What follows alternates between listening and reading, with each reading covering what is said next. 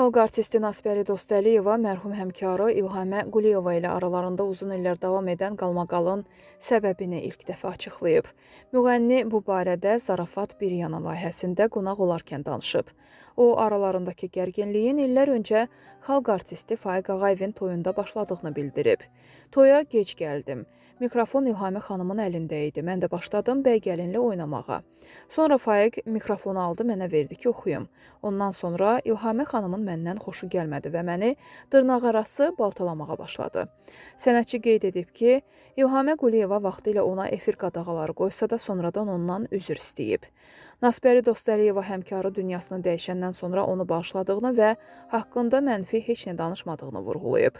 Cavabı Allaha versin, mənə yox. Onun bacısı mənə dedi ki, İlhamə sənə bu qədər əziyyətlər verdi, sən sustun. Ona görə də mən səni bağrıma basıram. Onun tacını mənim başıma qoydu, amma mən bunu qəbul etmərəm heç vaxt. Mən taclı yox, məni sevənlərin kraliçasıyam.